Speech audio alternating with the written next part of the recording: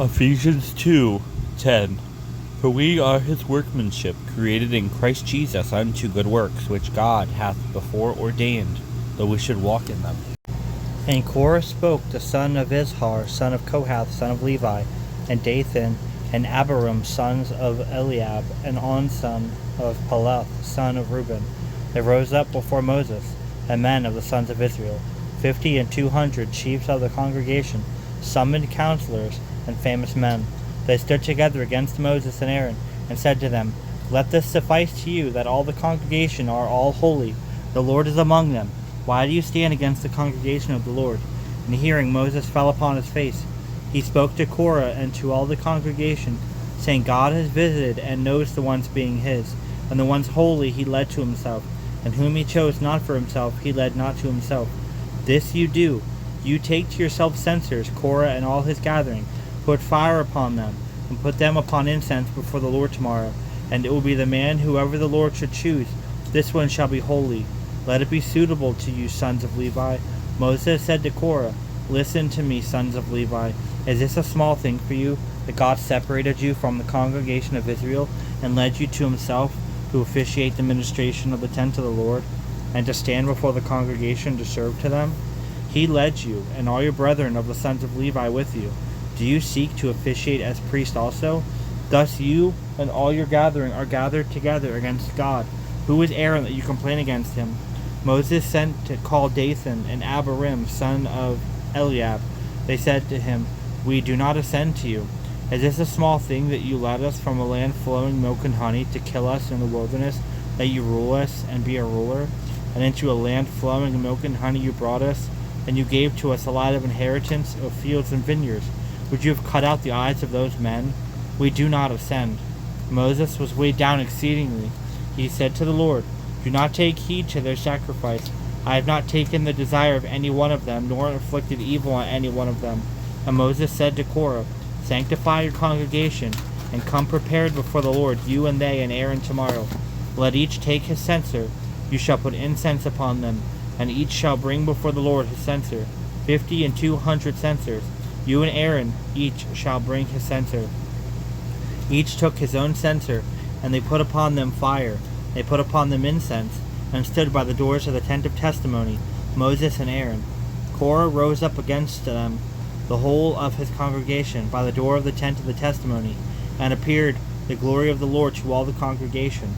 And the Lord spoke to Moses and Aaron, saying, Sever yourselves from the midst of this congregation, and I will completely consume them at once. They fell upon their face, and they said, The God of the spirits and of all flesh, if one man sinned, shall there be put upon all the congregation the anger of the Lord? And the Lord said to Moses, saying, Speak to the congregation, saying, Withdraw round about from the congregation of Korah and Dathan and Abiram. And Moses rose up and went to Dathan and Abiram. He went with all the elders of Israel, and he spoke to the congregation, saying, Sever from the tents of these recalcitrant men. Do not touch of all as much as is to them. You should not be destroyed together in all their sin. Both Nathan and Abiram left from the tent of Korah round about, and Dathan and Abiram came forth and stood by the doors of their tents, and their wives and their children and their belongings. Moses said, By this you shall know that the Lord sent me to execute all these works, that they are not of myself. If by the common death of all these men shall die, if according to the review of all men the visit of death shall be theirs, then the Lord has not sent me. But if by a visible manifestation the Lord shall show, the earth opening its mouth shall swallow them and their houses and their tents, and all as much as is theirs, they shall go down alive into Hades. Then you shall know that these men provoked the Lord. And as he ceased speaking all these words, the earth was torn underneath them, and the earth was opened, and it swallowed them, and their house, and all the men of the ones being with Korah, and all their cattle. And these went down, and all as many as is to them, alive into Hades.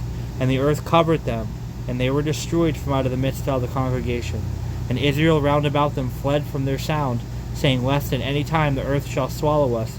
Fire came forth from the Lord, and it devoured the 50 and 200 men of the ones offering the incense. And the Lord spoke to Moses, saying, Speak to Eleazar the son of Aaron the priest. Do away with the censers from the midst of the ones having been incinerated, and sow this alien fire there.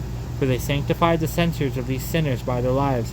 Make them into scales hammered out for adornment to the altar. For they were brought near before the Lord and were sacrificed, and they became for a sign to the sons of Israel. Eleazar son of Aaron the priest took the censers of brass, as many as the men having been incinerated brought near, and they added them as an adornment to the altar, as a memorial for the sons of Israel. How that should anyone foreign come forward who was not of the seed of Aaron, to place incense before the Lord, so that he shall not be as Korah and the ones conspiring with him, as the Lord spoke by the hand of Moses to them. And the sons of Israel grumbled the next day against Moses and Aaron, saying, You have killed the people of the Lord. It came to pass in the gathering together of the congregation against Moses and Aaron, that they advanced against the tent of the testimony, and thus the cloud covered it, and there appeared the glory of the Lord. And Moses and Aaron entered by the front of the tent of the testimony. And the Lord spoke to Moses, saying, Withdraw from the midst of this congregation, and I shall completely consume them at once. And they fell upon their face. Moses said to Aaron, Take the censer, place it upon the fire from the altar, and put upon it incense. Carry it quickly into the congregation, and make atonement for them. For anger came forth from the face of God, and it has begun to devastate the people. Aaron took just as Moses spoke to him. He ran into the congregation, for already had commenced the devastation among the people. And he put the incense, he made atonement for the people, and stood between the ones having died and the ones living, and the devastation abated. The ones having died in the devastation were 14,700, apart from the ones having died because of Korah. And Aaron returned to Moses at the door of the tent of the testimony, and the devastation abated. And the Lord spoke to Moses, saying, Speak to the sons of Israel, take from them a rod according to the houses of the patrimony from all the rulers, according to the houses of their patrimony, 12 rods, and for each inscribe the name upon his rod. And the name of Aaron you shall inscribe upon the rod of Levi, for it is one rod according to the tribe of the house of their patrimony. You shall put them in the tent of the testimony, over against the testimony, in which I will be made known to you there. It shall be the man whoever I should choose him. His rod shall sprout forth, and I will remove from you the grumbling of the sons of Israel, as much as they grumble against you. Moses spoke to the sons of Israel, and the rulers gave to him their rod, to the one ruler 1 rod, according to the ruler, according to the house of their patrimony, 12 rods, and the rod of Aaron was in the midst of their rods. Moses put aside the rods before the Lord in the tent of the testimony.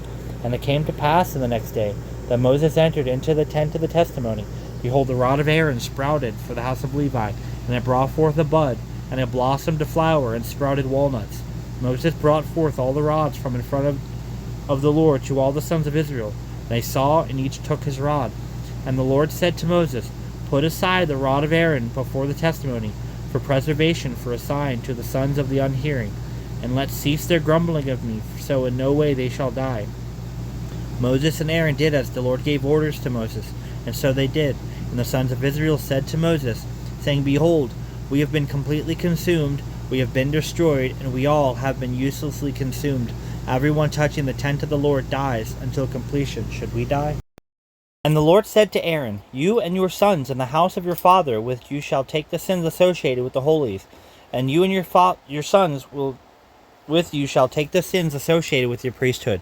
Your brethren, the tribe of Levi, the people of your father, you lead them to yourself, and let them be added to you. Let them officiate to you, even you and your sons with you before the tent of the testimony. They shall guard your watches, and the watches of the tent, except for the items of the holies, and for the altar they shall not draw near, so that they shall not die, even these and you. They shall be added to you, and shall guard the watches of the tent of the testimony concerning all the ministrations of the tent, and the foreigner shall not draw near to you. You shall guard the watches of the holy places, and the watches of the altar, and there shall not yet be rage among the sons of Israel. Behold, I have taken you, brethren, the Levites, from the midst of the sons of Israel, as a gift being given to the Lord, to officiate the ministrations of the tent of the testimony. You and your sons after you shall observe your priesthood according to every manner of the altar, and the thing within the veil. You shall officiate the ministration as a gift of your priesthood, and the foreigner going to it shall die. The Lord spoke to Aaron, and behold, I give to you the ministration, the preservations of my firstfruits of all the things having been sacrificed by the son of Israel. To you I give them as an honor, and to your sons for an eternal law. Let this be to you from the holy things, having been sanctified of the yield offerings, and from all the gifts, and from all their sacrifices, and from all their trespass offerings, and from all their sin offerings, as many as they give back to me of all of the holy things, it shall be to you and to your sons. And the holy of the holies you eat them. Let every male eat them. They shall be holy to you.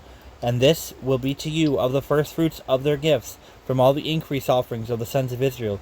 To you I have given them, and to your sons and to your daughters after you, an eternal law. Every clean person in your house shall eat them. Every first fruit of olive oil, and every first fruit of wine, and of the first fruit of grain, as many things as they should give to the Lord, to you I have given them. All the first produce, as many things as are in the land, as many things as they should bring to the Lord, it will be to yours. Every clean person in your house shall eat them. Everything being devoted to consumption by the sons of Israel shall be to you, and everything opening wide the womb of all flesh, as many things as they offer to the Lord, from man unto beast, it will be to you. Only with ransoms you shall ransom the firstborn of men, and the firstborn of the unclean cattle you shall ransom. And the ransoming of him from a month old, the price is 5 shekels, according to the holy shekel, 20 oboli they are worth, except the firstborn of calves and the firstborn of sheep. Except the firstborn of calves and the firstborn of sheep and the firstborn of goats you shall not ransom, for they are holy. Their blood you shall pour upon the altar, and the fat you shall offer as a yield offering for a scent of pleasant aroma to the Lord. And the meats will be to yours, as also the breasts of the increase offering, and according to the right shoulder will be yours. Every cutaway portion of the holy things, as many things as the sons of Israel should remove to the Lord, to you I have given, and to your sons and to your daughters after you, an eternal law. It is an eternal covenant of salt before the Lord to you and to your seed after. Every cutaway portion of the holy things, as many things as the sons of Israel should remove to the Lord, to you I have given, and to your sons and to your daughters after you, an eternal law. For it is an eternal covenant of salt before the Lord to you and to your seed after you. The Lord spoke to Aaron in their land, you shall not be an heir, and a portion shall not be to you among them. For I am your portion, and your inheritance in the midst of the sons of Israel. To the sons of Levi, behold, I have given every 10th part in Israel by lot for their ministrations, as much as they shall officiate the ministration in the tent of the testimony. The sons of Israel shall not come forward still in the tent of the testimony, so as to take on sin causing death. The Levite himself shall officiate the ministration of the tent of the testimony, and they shall take their sin. It is an eternal law into their generations, and in the midst of the sons of Israel they shall not be an heir of an inheritance. For the 10th part of the sons of Israel, as many things as they should separate to the Lord, a cutaway portion I give to the Levites by lot. On account of this I have said to them, among the midst of the sons of Israel they shall not be an heir of a lot. And the Lord spoke to Moses, saying, And to the Levites you shall speak, and you shall say to them, If you should take from the sons of Israel the 10th part, which I have given to you from them for a lot, then you shall remove to yourselves from it a cutaway portion to the Lord, a tenth of the 10th part. And your cutaway portions shall be considered for you as grain from the threshing floor, as a cutaway portion from the wine vat. So you shall remove even yourselves from all the cutaway portions of the Lord, from all your 10th parts, as many things as you should take from the sons of Israel, you shall give of them a cutaway portion to the Lord through Aaron the priest. From all your gifts you shall remove a cutaway portion to the Lord, from all the firstfruits having been sanctified of it. And you shall say to them, Whenever you should remove the firstfruits from it, then it shall be considered the Levites as produce from the threshing floor, and as produce from the wine vat. You shall eat it in any place, you and your household, for this is the wage to you from your ministration of the things in the tent of the testimony. You shall not take sin because of it, and that you should remove the firstfruits from it, and the holy things of the sons of Israel you shall not profane, that you should not die. An impious man flees when no one pursues, but the just man is secure as a lion. Because of the sins of the impious, litigations arise, but a clever man extinguishes them. A vigorous man with impious deeds exhorts the poor, as a fierce and unprofitable reign. Thus, the ones abandoning the law laud impiety, but the ones loving the law put a wall around themselves. Evil men do not comprehend equity, but the ones seeking the Lord perceive in all. Better a poor man going in truth than a rich liar. A discerning son keeps the law, but the one who tends carnality dishonors his father. The one multiplying his wealth with interest and usury gathers it for one showing mercy on the poor. The one turning aside his ear to not hear the law, even he abhors his own prayer. The one who wanders upright men in an evil way shall himself fall into corruption, and the lawless one shall go through good things and they shall not enter to them. A rich man is wise to himself, but an intelligent, needy man shall condemn him. Through the help of the just ones, much glory comes to pass, but in the places of the impious men are being captured. The ones covering over his impiety, his way shall not be prospered, but the one describing and reproving shall be loved. Blessed is a man who is struck with awe of all things through veneration, but the heart of hearts shall fall into evils. A lion hungering and a wolf thirsting is the one who is sovereign of a destitute nation being poor. A king lacking revenue is a great extortioner, but the one detesting injustice shall live a long time. The one guaranteeing a loan of a man under accusation of murder will be in exile and not in safety. The one going justly is helped, but the one going by crooked ways shall be entangled. The one working his own land shall be filled with bread loaves, but the one pursuing evil shall be filled with poverty. A man worthy of trust in many things shall be blessed, but the evil one shall not be unpunished. The one who does not feel respect for persons of the just is not good, for such a one will deliver over a man for a morsel of bread. A bewitching man hastens to be rich, and does not know that a merciful man will prevail over him. The one reproving a man's ways shall have favor, rather than the flatterer with the tongue. The one who throws off his father or mother, and assumes he does not sin, this one is a partner of an impious man. An insatiable man judges in vain, but the one yielding upon the Lord will be in care. The one who yields to a rash heart, such a one is a fool, but the one who goes in wisdom shall be delivered.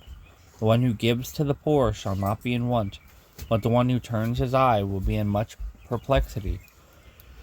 In the places of the impious, just moan, but in the destruction of those, the just shall be multiplied. Revelations 22, 3-5. And there shall be no more curse, but the throne of God and of the Lamb shall be in it. His servants shall serve him, and they shall see his face. His name shall be in their foreheads, and there shall be no more night there. They need no candle, neither light of the sun, for the Lord God giveth them light, and they shall reign forever and ever. Though the Bible gives us a few glimpses of what eternity will be like, there is a great deal that we do not know. For what waits for us in heaven is so far beyond the things of this world with which we are familiar, that there is no point of reference we could use to even begin to grasp the fullness of what is in store. But as it is written, eye hath not seen, ear hath not heard, neither have entered into the heart of man the things which God hath prepared for them that love him. The reality that awaits us is beyond the ability of human words and human minds to grasp. Yet, despite all that is unknown about the future, we still have no fear, because we know that whatever else heaven may be like, God will be there. The eternal God who devised the plan for our salvation, even before the world was made, waits to welcome us to the home his grace provides. The faithful Lord who gave his life and shed his blood in our place stretches out nail-scarred hands to draw us into his presence. The powerful Holy Spirit sealed us with certain salvation until we stand in before the throne of God. We do not have to know the details if we know the God who is the heart of heaven and our eternal King. The English Puritan Richard Baxter wrote these lines: "My knowledge of that life so small, the eye of faith is dim, but it is enough that Christ knows all. I shall be with him." For we do not need to know the details of eternity to know that God's presence will be all that we need. Taste and see that I am good. For this command contains an invitation to experience my living presence. It also contains a promise. The more you experience me, the more convinced you become of my goodness. This knowledge is essential to your faith walk. When adversaries strike, the human instinct is to doubt my goodness. My ways are mysterious even to those who know me intimately. As the heavens are higher than the earth, so are my ways and thoughts higher than your ways and your thoughts. Do not try to fathom my ways. Instead, spend time enjoying me and experiencing my goodness. Psalm 34:8. Taste and see that the Lord is good, for blessed is the man who takes refuge in him. Isaiah 55:8 and 9. For my thoughts are not your thoughts, neither are your ways my ways, declares the Lord. As the heavens are higher than the earth, so are my ways higher than your ways, and my thoughts than your thoughts.